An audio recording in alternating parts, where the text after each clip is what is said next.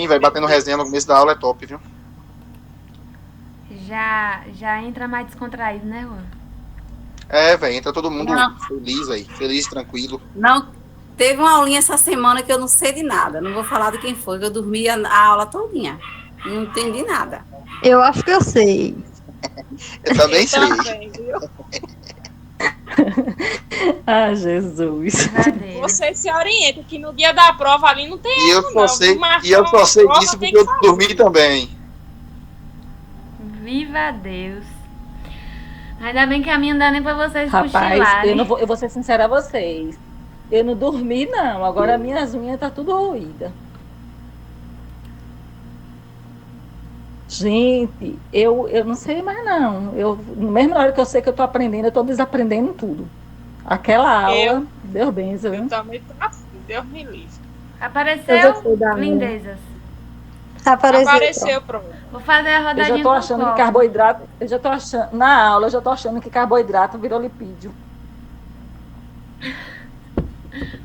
Vamos lá, hoje a gente vai falar de hidratação.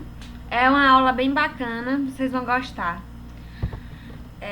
Só para começar, pra gente falar um pouquinho sobre a água, que todo mundo sabe que é essencial, né, pra vida. Gravando. Tô gravando. Aí tá. A água ela é essencial para a vida, sendo o principal componente do corpo humano, correspondendo de 40% a 70% do peso do corpo total. Aqui é a distribuição da água no corpo, onde nosso cérebro tem 75% de água, os pulmões em torno de 86%, o fígado 86%, nosso sangue 81%, o coração 75%, os rins 83% e os músculos 75%. E no tecido adiposo, 50%, né, desse tecido também é composto de água. O tecido adiposo ele tem uma quantidade mais baixa de água, né, em relação a todos os outros aqui, como vocês podem perceber.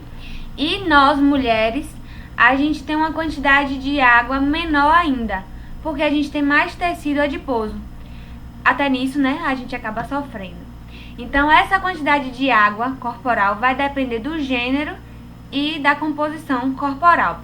Então, se a gente for observar a questão de de referência para a quantidade de gordura corporal, se está dentro da média, se está acima da média, sempre a de mulher vai ser mais. E mesmo quando a gente faz algum plano alimentar para que a pessoa emagreça, sempre o resultado vai ser muito mais rápido em homem do que em mulher, né? Porque a composição a composição corporal do homem e da mulher é diferente, então depende do gênero. E normalmente as mulheres têm uma dificuldade maior, porque a gente tem menos quantidade de água em detrimento, né, do aumento da gordura no corpo. Então, nesse caso, a mulher necessita de uma quantidade maior de água? Sim. E não só disso, né? A gente necessita de mais luta mesmo, até para queimar mais rápido essa gordura. Enfim, o homem ele tem um metabolismo mais acelerado em relação a isso. E por que essa mulher tem mais gordura? A gente tem gordura, né, nos glúteos, nos seios, na região do quadril mesmo. Então, acaba tendo essa proporção maior, realmente. E a função da água tem relação com a regulação da temperatura corporal, com a umidificação das mucosas. Ela é solvente para os nutrientes, está relacionado com a excreção dos metabólitos, também com a eliminação das substâncias tóxicas, com a lubrificação das articulações, com a regulação dos eletrólitos no sangue e tem papel imprescindível aqui na prevenção da constipação. Então, quando a gente sempre fala de intestino preso e fala de trabalhar a quantidade de fibras na dieta sem a água, a gente não vai para canto nenhum. Então, muitas vezes, muitos problemas que são encontrados no corpo humano está relacionado com a falta de água, né, com a desidratação. E a gente vai ver o quanto isso é importante para o exercício físico. O equilíbrio hídrico é algo que a gente precisa balancear, ou seja, se a gente perde muito muita água, né, no suor, por exemplo, não só no xixi, mas no suor, como a gente está mais falando de exercício físico, a gente precisa ter uma ingestão maior para que esse equilíbrio, né, ele aconteça, para a gente poder balancear. Se eu tenho uma quantidade grande de atividades no dia, além do exercício físico e ainda uma rotina mais pesada, depende do lugar também, que tem lugar que é muito mais quente. Riachão mesmo, gente, quando eu chego em Riachão de dia assim, eu fico... A diferença pra Coité é muito grande, aí é muito mais calor. E aí tem vários outros lugares também que vão ser mais quentes, então se eu já tenho uma perda excessiva de água, seja por suor, por xixi, enfim, e eu não faço a ingestão adequada, eu não vou ter, né, esse equilíbrio. Então, nos dias mais quentes, a gente acaba perdendo mais água, tanto pelo suor, quanto pelo xixi, muito mais do que em dias frios. E nos dias frios, normalmente, o que é que acontece? Uma ingestão menor de água, né? Todo mundo percebe essa diferença, que quando é tempo frio, a gente não tem essa necessidade de beber água como em dias mais quentes, por exemplo, né? E a atividade física e a temperatura do ambiente também vai ter total relação com essa ingestão hídrica e com esse balanço, né, digamos assim.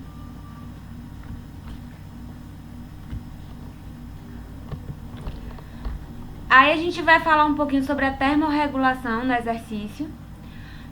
Todo o exercício, quando a gente está fazendo, né, durante a execução desse exercício, acontece a contração muscular.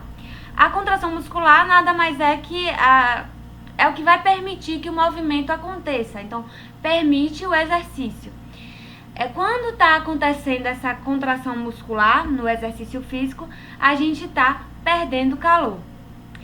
25% dessa contração muscular está relacionado com a produção de energia. E 75% da energia produzida, ela é dissipada sob a forma de calor. Aí a gente precisa perder 75% dessa energia na forma de calor a partir de meios que não prejudiquem o nosso organismo. Aqui para que vocês entendam melhor. Começou o exercício, né? Nosso corpo começou começou a acontecer a contração muscular. Quando acontece essa contração muscular, aumenta a produção de calor. 75% dessa produção de calor, ela precisa ser perdida pelo nosso organismo. Isso nada mais é que, quando a gente está fazendo qualquer atividade, a gente não percebe que o nosso corpo esquenta, que a gente fica bem quente assim eu quero que vocês interajam comigo hoje, que isso aqui vai ser muito da vivência da gente. Tá lá, começou a fazer qualquer exercício físico, já começa a aumentar a temperatura do nosso corpo, não é isso? Sim, Pro. Isso. Então, ao fazer a contração muscular, a temperatura do nosso corpo, ela vai subir, né? A temperatura corporal central. O hipotálamo vai lá perceber que a nossa temperatura está aumentando e vai precisar lançar a mão de algum mecanismo para que a nossa temperatura baixe. E aí, nesse momento, aumenta um fluxo sanguíneo para a periferia, que é a nossa pele, né? Os poros aqui da nossa pele. E aí o calor vai ser perdido pelo aumento da taxa da sudorese. Ou seja, o aumento da produção do suor que vai permitir que essa perda de calor aconteça pela periferia. Vou fazer um apanhado geral para todo mundo entender. A gente começa a fazer o exercício físico, né? A contração muscular vai permitir a produção de energia, né? 25% da contração muscular vai estar relacionado com essa produção de energia. E 75% dessa energia que foi produzida, ela vai gerar esse calor, o nosso corpo vai ficar mais quente, que é na hora que a gente vai perceber, e aí a gente vai precisar perder esse calor de alguma forma. E aí o nosso cérebro, né, ele entende que a gente precisa baixar essa temperatura, e o hipotálamo começa a lançar a mão lá de mecanismos. Aí o fluxo sanguíneo aumenta para a periferia, e a gente começa a perder esse calor sob a forma de suor. Então, o suor nada mais é que a perda de calor pela periferia. Entenderam? Sim. Quando vocês Ou ouvem... seja, o corpo esquenta, o cérebro inteligente molha o corpo através do suor para que ele esfrie novamente. Ele precisa dissipar esse calor dessa forma, que é justamente pelo suor. Então, quando vocês virem esse nome aqui, termorregulação, é justamente essa perda de calor aí pela periferia. Eu tenho que, na verdade, baixar essa temperatura que está alta de alguma forma e aí acontece a termorregulação. Aí a gente vai ter algumas formas de calor, onde a primeira é a irradiação, que é onde a gente perde calor para o meio ambiente. Vamos fazer um exemplo aqui que todo mundo vai entender. Tem várias pessoas em um quarto ou em uma sala, e aí a gente pode perceber que quanto mais vai aumentando a quantidade de pessoas que está naquele ambiente, o ambiente fica mais quente, né? Então, o aumento de calor nessa sala acontece justamente por conta dessa quantidade de gente que está. E aí a gente começa a perder calor por irradiação. Nós perdemos calor para aquele ambiente ali, e aí esse ambiente fica mais quente. Só que é muito mais comum a gente ganhar calor por irradiação. Por exemplo, se a gente vai fazer algum exercício físico em algum ambiente externo, num dia ensolarado. Por exemplo, se vocês forem fazer uma corrida meio-dia, aquele sol quente vai fazer com que a gente ganhe calor por irradiação do que a gente perca. Porque vamos pensar, eu preciso perder calor naquela hora lá que eu tô fazendo exercício físico. Só que a temperatura de fora tá muito mais quente. Então é mais fácil eu ganhar do que eu perder. Mas quando a gente for associar com a perda de calor para o ambiente, por irradiação, a gente vai lembrar desse exemplo da sala. Quando a gente chega em um lugar que fica abafado, né? Seria esse o termo assim, mais popular pra gente entender. Então, quanto mais gente tá naquele lugar ali, mais o lugar fica abafado, porque a gente está perdendo calor por irradiação para aquele ambiente. Ok?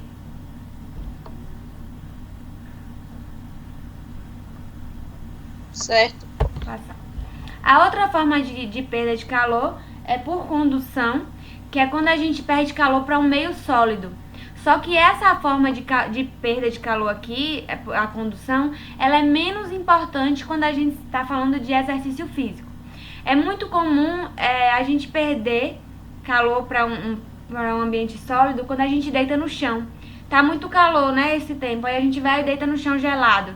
É o que mais acontece com os animais. Os cachorros, por exemplo, eles perdem calor de forma eficiente por condução quando deita no chão frio da cozinha. Então, essa é a perda de calor para o meio sólido. Então, tanto pode ser os animais, que normalmente vivem esparrados no chão, ou a gente que costuma deitar no lugar assim, porque o chão tá mais friozinho, e aí a gente perde calor para o meio sólido por condução dessa forma. Agora a gente vai falar das duas formas de perda de calor que são mais importantes, né, as principais, quando se trata de exercício físico, que são a convecção e a evaporação. A convecção, ela se dá muito fácil da gente visualizar naquelas práticas aquáticas, que é quando a gente perde calor para o meio líquido ou para o vento. Então, as duas voltadas para o exercício que a gente vai precisar levar em consideração, né, que são as mais importantes, as principais. Convecção e evaporação. A convecção, a gente vai perder esse calor ou para o meio líquido ou para o vento. Então, por exemplo, a gente sobe numa esteira, começa a correr num ambiente fechado. A perda de calor vai estar totalmente comprometida, porque não tem nada ali para que eu possa fazer com que o meu corpo, né, dissipe essa perda de calor. Só que se a gente ligar um ventilador, por exemplo, já otimiza essa perda de calor, porque eu vou perder calor para o vento, né, por convecção. Então, é muito comum as pessoas chegarem para fazer esteira na academia e simplesmente desliga, porque acha que suando mais ali vai estar potencializando o emagrecimento, ou só tem resultado se estiver suando. E não, isso é muito pior para parar o exercício em algum momento, né, para ter alguma condição negativa em relação à termorregulação que vai estar prejudicada. Então é uma prática muito errada que as pessoas tendem a fazer. Eu não só preciso suar, vocês vão ver mais pra frente, mas eu preciso também que esse suor que eu produzi, ele evapore, que é justamente a evaporação. toda a gotícula de suor que foi produzida, né, pela nossa pele, ela vai ser evaporada. E aí a gente vai perder esse calor de fato pela evaporação desse suor e não pela produção dele. Então, eu preciso produzir o suor, claro, né? Porque eu vou precisar perder o calor dessa forma. Só que para que eu tenha essa termorregulação ok, eu preciso que esse suor ele evapore. Então, eu quero que vocês se perguntem, é benéfico a gente fazer exercícios sem nenhuma superfície corporal exposta? Sem eu expor a nada, a nenhum tipo de ventilação? Vai ser benéfico?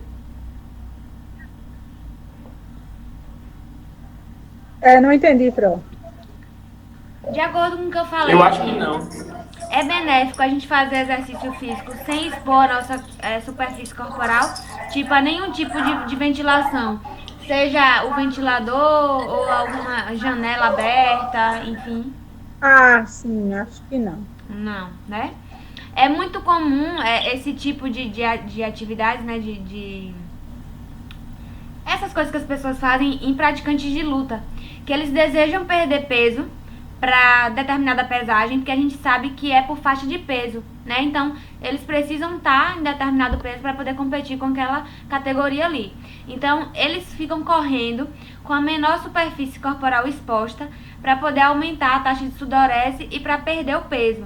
Porque a gente sabe, se vocês forem fazer fazer esse teste, chegou na academia, se pesou, ou qualquer exercício que for fazer, depois desse exercício, se você fosse pesar, realmente o peso vai estar diferente, vai estar menor, porque a gente perdeu água ali, né, nessa sudorese, e aí o peso vai estar diferente. Só que a nível de... É a mesma coisa que a gente pensar na pessoa que desliga lá o ventilador na academia pra achar que tá abafando com isso. Só que pra nossa termorregulação, pra que a gente não tenha nenhum problema, isso não é interessante de forma alguma, certo? Então sempre a gente deve expor a nossa superfície corporal pra que essa perda de calor ela seja potencializada. Então, se a gente não deixar uma superfície corporal exposta de forma efetiva, vai piorar essa perda de calor por evaporação. E aí, com isso, eu pergunto outra coisa. Secar o calor nas academias com aquelas toalhinhas que o povo leva é interessante para a termorregulação, para essa perda de calor, para ser efetiva? O que é que vocês me dizem? Não, eu mesmo particularmente eu não uso. Mas a pergunta em relação à perda de calor, ser de forma efetiva, né, ser potencializada ou não. É interessante a gente secar esse suor? Eu acho que o suor, ele não precisa necessariamente de secar com a toalhinha, ele evapora ali normalmente, não? Então, se a gente for pensar de forma estética, sim, né? Porque a pessoa fica agoniada lá e quer se secar. Mas para que essa perda de calor ela seja efetiva, aí eu preciso deixar que esse suor ele evapore sozinho. É justamente, né, o que acabaram de falar aí. Eu não conhecia a voz. Então, para que essa perda de calor ela seja potencializada por convecção, a gente precisa suar, mas esse suor ele precisa ser evaporado, né? Ele precisa secar sozinho e não eu sair enxugando com a toalha, por exemplo. Então, quais são as duas formas principais de perda de calor no exercício físico?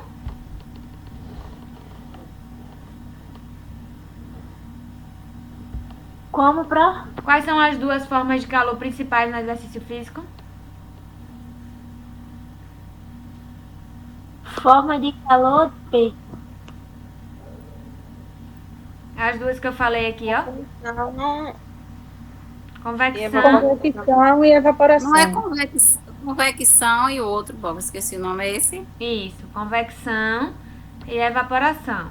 Convecção, a perda de calor vai ser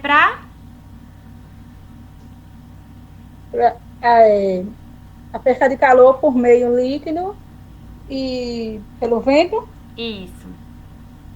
Então, por exemplo, natação, é comum, né, a gente perder para água, ou então uma corrida, que a gente está perdendo para o vento.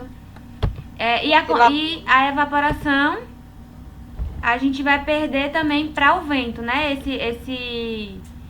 Essa superfície vai ter que secar, tem que evaporar, expondo ela ao vento, por exemplo. Ou seja, quando o suor que é produzido pela nossa pele evapora. Isso aí. Tá tranquilo até aqui, né? Tá. Sim. Pronto. Então, a termorregulação, que é perda de calor, então vocês podem ver por esses dois nomes, né? Termorregulação ou perda de calor, ela vai depender da temperatura. Em dias frios e secos, a perda de calor ela é mais eficiente. Já em dias quentes e úmidos, a perda de calor é menos eficiente. Por quê?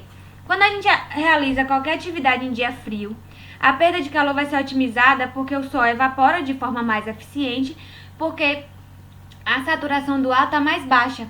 Então faz com que esse suor ele evapore de forma mais rápida, seja para o ar ou seja para a água, já que a temperatura do nosso corpo está muito maior, né? Muito mais alta do que a temperatura externa. Já em dias quentes e úmidos, a termorregulação ela fica prejudicada porque a saturação do ar está alta e aí a temperatura de lá de fora está muito mais alta do que o nosso corpo. Então essa evaporação ela não é eficiente. Então quanto mais você está ali tentando fazer com que esse suor evapore, mais você está produzindo suor, porque a temperatura está muito mais quente que a do nosso corpo. Então, como eu falei, é muito mais fácil a gente ganhar calor por convecção do que perder. Ficou claro isso? É fácil da gente entender, né? Tô fazendo qualquer exercício físico, meu corpo tá aqui na temperatura altíssima, né? Porque eu tô produzindo calor lá por conta da contração muscular, enfim, que tá permitindo que o movimento aconteça. Só que assim, o clima tá bom. Meu corpo tá mais quente, a temperatura do meu corpo tá muito mais quente nesse momento do que a temperatura de fora. Então é mais fácil que esse calor, esse suor ele seja evaporado, né? Então eu perco calor de forma mais efetiva. Agora, se eu tô fazendo qualquer exercício em um dia muito quente, eu prejudico essa termorregulação porque a temperatura externa tá muito mais alta do que a do meu corpo. Ok? Ok. Então, por que a termorregulação, se ela for prejudicada, vai piorar o desempenho? Por quê? A taxa de sudorese, né, a taxa do suor, ela é muito maior em dias quentes e úmidos. Em contrapartida, vai ser menor quando o ambiente está mais frio e seco. Quando a gente está nesses dias muito quentes e a taxa de sudorese é mais alta, a gente acaba perdendo água de forma excessiva e isso pode levar a uma desidratação. E a desidratação e exercício físico não combinam, né? Então, as altas taxas de sudorese podem levar a essa desidratação. Quando ocorre a desidratação, há uma diminuição do volume sanguíneo, consequentemente diminuindo o fluxo sanguíneo, e aí o desempenho ele é piorado. A gente não consegue ter um bom desempenho se o nosso corpo estiver faltando água. Então, sempre que vocês forem pensar por que uma termorregulação, por que uma perda de calor que não tá ok, né, tá prejudicada, vai ser ruim para o exercício, porque pode levar a uma desidratação. Essa desidratação vai diminuir o volume de sangue, vai diminuir o fluxo sanguíneo e o desempenho ele vai ser piorado. Então, eu não vou render bem nesse treino, nessa prova, enfim, nessa competição, porque eu tô desidratada. E aí, essa imagenzinha aqui, esqueci o nome, esse fluxograma, ele vai falar um pouquinho da relação da desidratação e o desempenho. Então, a gente vai ver aqui, havendo a diminuição do volume de sangue, falando aqui a parte esquerda primeiro. A diminuição do volume sanguíneo vai aumentar a viscosidade do sangue. Com isso, há uma diminuição do volume de sangue que é ejetado para o coração. Com isso, há um aumento da frequência cardíaca e há, a partir disso, uma diminuição da capacidade aeróbia. Com isso, o desempenho ele acaba tendo uma diminuição bem significativa. Por outro lado, a mesma coisa. A diminuição do volume sanguíneo diminui o fluxo sanguíneo, diminui a sudorese e, consequente, a perda de calor. Se eu estou diminuindo a sudorese e aumentando esse calor, né, no meu corpo, que eu não estou perdendo, a temperatura do meu corpo vai continuar subindo. E isso pode levar a um quadro chamado fadiga térmica, que é quando o corpo está com 39,5 graus. Aí vai vir para o mesmo local aqui, que é a diminuição do desempenho. Então, tanto esse aumento da viscosidade, com a diminuição do volume sanguíneo que é ejetado, e o aumento da frequência cardíaca, com a diminuição da capacidade aeróbia, vai levar a uma diminuição do desempenho, quanto a diminuição do fluxo sanguíneo vai aumentar, vai diminuir a sudorese, aumentar esse calor que não vai ser perdido na forma de suor. Com isso, meu corpo vai aumentar cada vez mais essa temperatura e eu posso chegar a um quadro chamado de fadiga térmica, que vai me levar também a uma piora do meu desempenho. Então, desempenho e hidratação estão totalmente ligados, certo? Quando há perdas equivalentes a 2% do peso corporal, já é perceptível. A gente vê uma relação entre o desempenho e a perda de peso aí. Os prejuízos no desempenho, com perdas equivalentes a 3 a 5% do peso, vai fazer com que esse desempenho esportivo reduza em até 30%. Se há uma perda equivalente a 7% do peso corporal, já pode haver aquela fadiga térmica que eu falei para vocês, né? Que é a fadiga térmica central, que é o que vai fazer o exercício parar. Então, ele vai ter lá qualquer situação que não vai conseguir mais terminar esse exercício que ele está fazendo, essa prova, né? Enfim. Então, vocês têm que levar em consideração que se a gente tem uma perda de peso de 2%, que seria aí porque eu estou perdendo muito suor, muito líquido, né? Nessa atividade, e eu não estou reidratando, que seria com a ingestão da água ou de outros líquidos, eu já vou ver uma diferença. 2% do peso quando se perde já é perceptível. Os prejuízos eles vão ser maiores no desempenho quando há perdas de 3 a 5%, que vai equivaler aqui a uma redução de desempenho até 30%. E se eu perco 7%, já tem uma relação com a fadiga térmica, que é o que vai fazer esse exercício parar. Se houver perdas equivalentes a 11% do peso corporal, já pode haver situações como hipertermia, choque térmico e até morte. Então, de forma alguma, a gente pode deixar que essa termorregulação seja prejudicada e a gente não faça a hidratação correta, porque, né, além de prejuízos voltados ao exercício, pode haver consequências muito maiores que a nível de saúde, morte, enfim, para esse atleta. Agora, a relação entre o treinamento e a termorregulação. O treino, ele vai fazer com que a perda de calor seja mais eficiente. E aí isso vai acontecer justamente devido às adaptações do organismo. A diminuição do limiar da sudorese, no início, ela é mais precoce.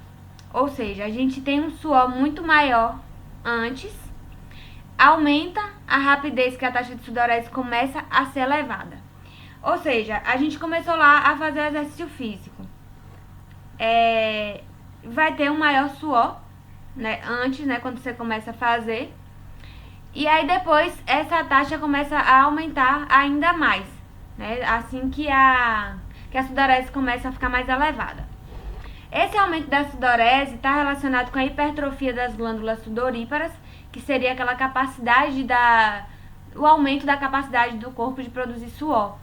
E aí é justamente o que vai facilitar a termorregulação. Se eu tenho um aumento da sudorese, minha termorregulação tá iniciando bem, né? Só que eu preciso que essa perda de calor ela seja efetivada, seja pela exposição a algum meio, como a gente já falou antes. Quando há o aumento do volume plasmático, como a adaptação ao treinamento aeróbio, que seria aqui o aumento do fluxo sanguíneo, vai haver o aumento do fluxo sanguíneo da periferia, aumentando a perda de calor. Ou seja, todo treinamento, tudo que a gente faz lá, no qualquer exercício que a gente esteja fazendo, ele está relacionado com a melhora da termorregulação. Isso daqui já é uma adaptação, né, que o nosso corpo ele aprende para que essa termorregulação aconteça. Agora a gente vai falar um pouquinho sobre as recomendações de hidratação. E aí, antes do exercício, o ideal é que a gente faça a ingestão de 1 ml de água para cada quilocaloria dia. Ou seja, se a pessoa vai utilizar 2.000 calorias por dia, ela precisa beber 2 litros de água. Então, isso vai ter muita relação com a quantidade de quilocalorias diária desse indivíduo. O ideal é que a gente veja a hidratação a partir da coloração pálida da urina. Então, quanto mais estiver clarinho o xixi, melhor, né? É o mais desejável. E objetivo é que o indivíduo ele inicie o treinamento o mais hidratado possível. Então, mais hidratado que o normal, ele precisa estar para fazer esse exercício. Pode ser alcançada uma hiperidratação com água pura e água mais carboidratos e eletrólitos, que são alguns suplementos que a gente tem no mercado para poder ajudar nessa hidratação. Por quê? Porque muitas vezes beber só a água pura em quantidades, né, excessivas que precisa, né, dependendo do exercício, às vezes se torna inviável, porque além do desconforto gástrico de beber muito, a pessoa acaba não querendo por conta do gosto, apesar de não ter gosto. Mas para que vocês entendam, é muito mais fácil a pessoa beber algo que tem algum outro saborzinho para melhorar essa hidratação do que beber só água pura. Então aí a gente pode utilizar essa junção aqui da água com carboidratos e eletrólitos para poder repor o que é perdido nesse suor. Como a gente já falou em outra aula, né, a gente perde minerais, perde sódio, enfim, nessa hora que está suando no exercício. Então, a água em quantidades adequadas nas últimas 24 horas antes da competição e pelo menos 2 horas antes dessa competição, desse exercício, a gente precisa ter uma ingestão aqui de 500 ml. E a cada 30 minutos antes do exercício, 500 ml 2 horas antes e 200 ml, né, um copinho, 30 minutos antes do exercício. Porque precisa levar o tempo, né, de ser ingerida e distribuída aí pelo corpo, não é só beber a água e pronto. Se o sujeito ele começar o treinamento já desidratado, não vai ter adaptação nenhuma do treinamento que vai garantir essa termorregulação, né, essa melhor termorregulação. Oi? E aquelas pessoas que, no meu caso mesmo, sempre que eu vou fazer exercício, eu levo uma garrafinha. E aí, de vez em quando, eu bebo um pouquinho. É certo ou não? Pode beber tranquilamente nisso. A gente tá falando mais assim de alguns exercícios que são mais... Peraí, deixa eu botar minha água aqui que eu falei deu sede.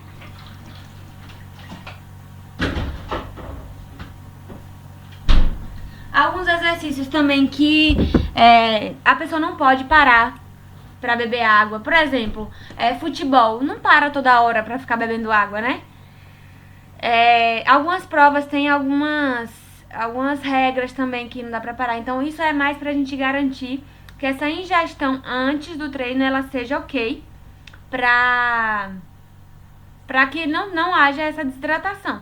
Quando a gente tá malhando, né, a musculação, ou tá andando, tá fazendo uma corrida que permite, a gente pode beber toda hora tranquilo, não tem problema não. Deve-se fazer isso também.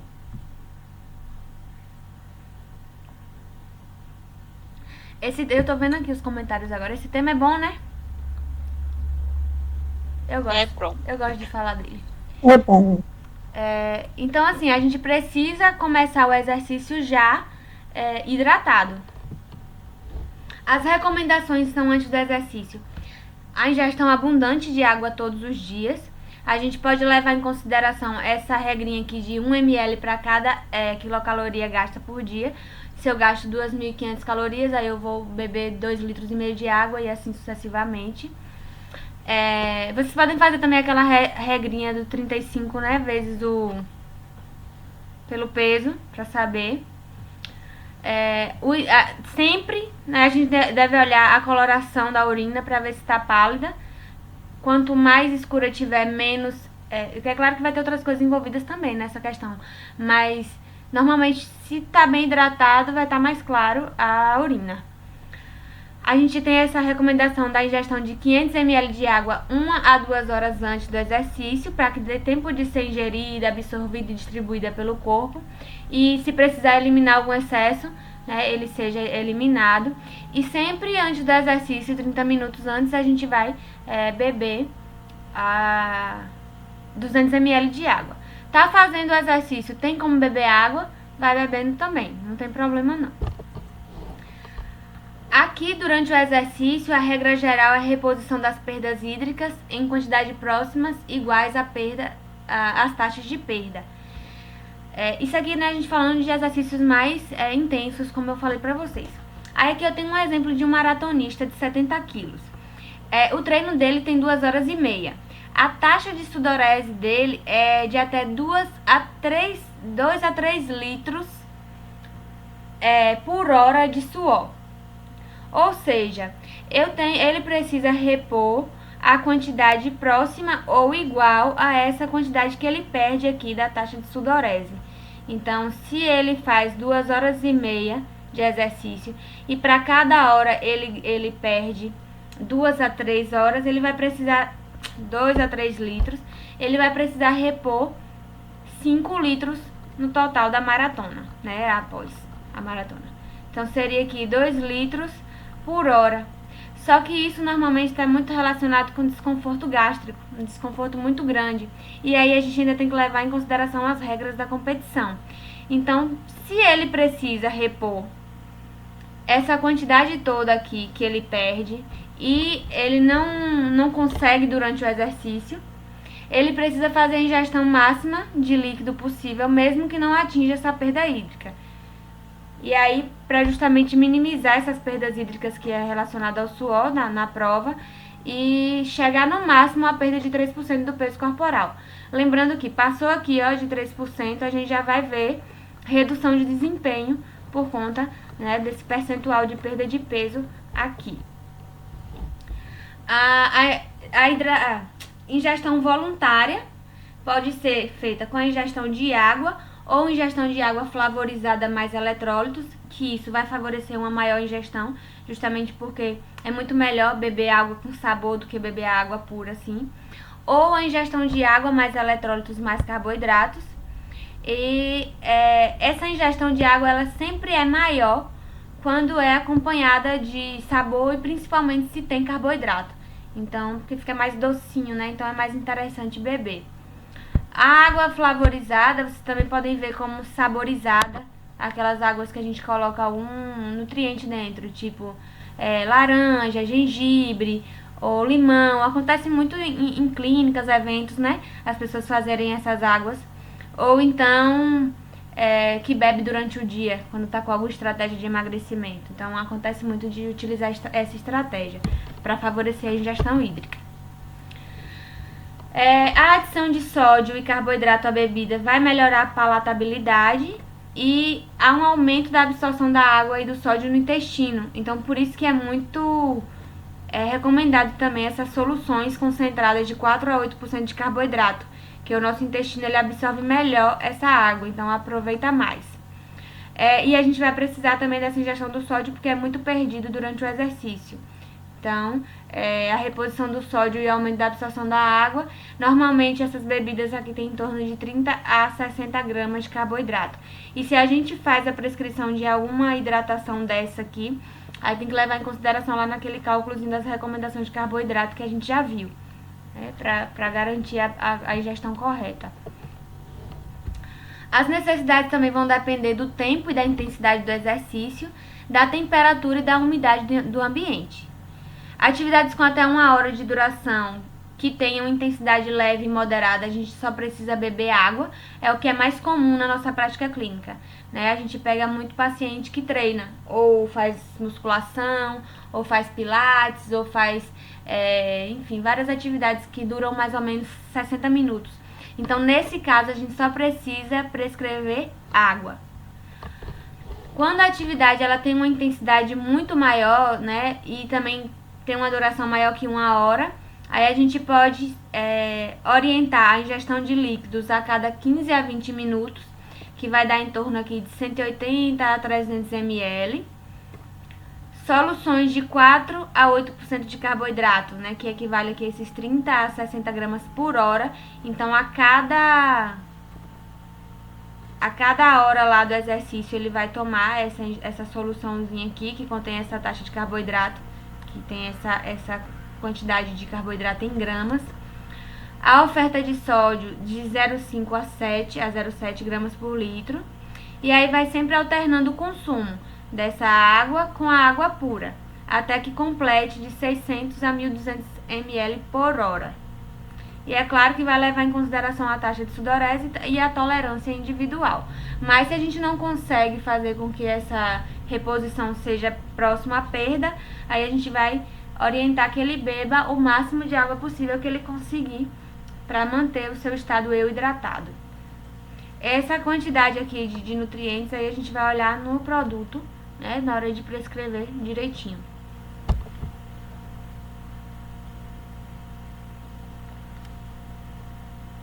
Eu não sei vocês, mas eu acho que eu bebo uns 4 litros por dia de água.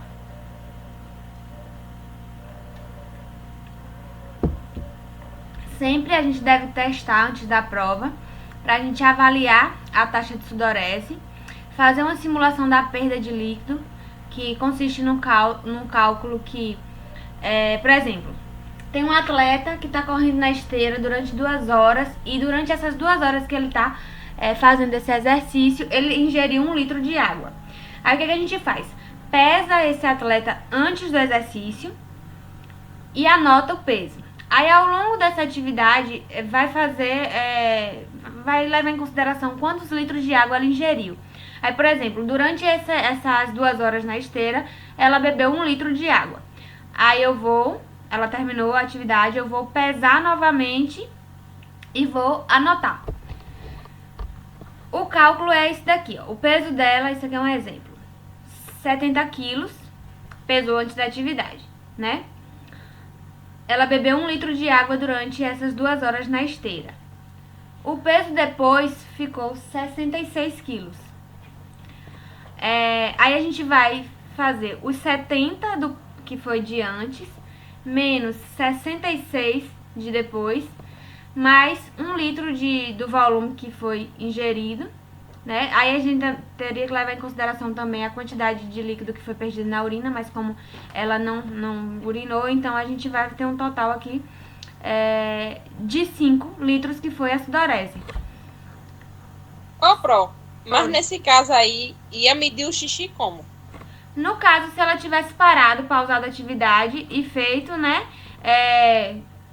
teria que levar em consideração, sei lá, em algum recipiente, né, pra saber quanto que foi de litros de perdido. Eu não entendi nada nesse slide. Oi? Também não entendi muito bem essa parte não, Pro. Vou voltar. Não vamos levar em consideração aqui o volume de urina, porque a gente não está medindo. Caso fosse medir, seria em algum recipiente que ela iria contar, né, quanto que foi perdido. Mas a gente vai levar em consideração o peso dela antes da atividade, que foi 70 quilos. O peso depois, que foi 66, então vai diminuir 70 menos 66 e vai somar com 1 litro, que foi, como é que diz? Que ela ingeriu durante o exercício. Então, 70 menos 66 vai dar 64, não é isso? Vai dar 4. 70 menos 66. Mais 1, que foi a quantidade de líquido que ela ingeriu na atividade, que foi a água, 5. Então, aqui eu tenho 5 litros de sudorese. Isso aqui é para saber quanto ela perdeu no suor. Oi? No caso, ela perdeu no suor. Que ela perdeu no suor.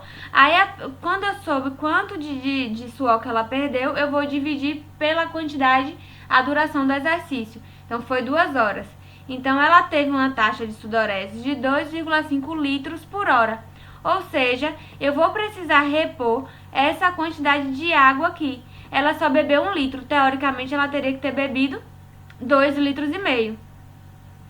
Né? Porque a gente precisa que a taxa de reposição seja igual ou próximo ao que foi perdido.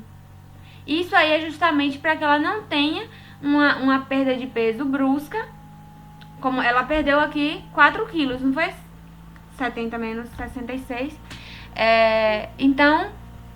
Ô, Pro, Oi. então esses 2,5 litros seria no dia? Ao dia? Não, na atividade. Ah, ela só ingeriu 1 litro, é pra ser 2,5 litros. Isso, durante a atividade ela teria que fazer ingestão dessa quantidade. Caso no tivesse alguma regra de prova que ela não pudesse fazer a ingestão lá, ela teria que fazer a reposição após. Entendeu? Ah, entendi. Mas o ideal é sempre no exercício para que essa perda de peso aqui, ó, como foi 3% a perda de peso dela, não interfira no seu rendimento. No caso aqui dessa atleta, ela deveria ter chegado no máximo aos 68 quilos se ela tivesse bebido mais água. Só que aí, se ela perdesse mais que 3% do peso corporal, essa atividade dela talvez já teria um rendimento muito menor, né? Porque ela perdeu mais do que ela deveria em relação a peso. Nesse caso, esses 2,5 litros, independente do que ela tem que beber durante o dia? Independente do que ela tem que beber durante o dia. Só que aí, como eu falei pra vocês, tem a questão da individualidade, tem pessoas que não vão conseguir. Então vai sempre respeitar a tolerância da pessoa. Às vezes ela não consegue beber essa quantidade toda de água, aí a gente vai usar outra estratégia. Certo? Até porque muito provavelmente se a quantidade de água que fosse muita, talvez ela tivesse que parar para ir no banheiro, né? Porque isso também leva em consideração. Isso também poderia atrapalhar. Então tem que fazer essa hidratação bem direitinho aí, de acordo com a atividade que é desenvolvida e a individualidade do paciente, né, do atleta.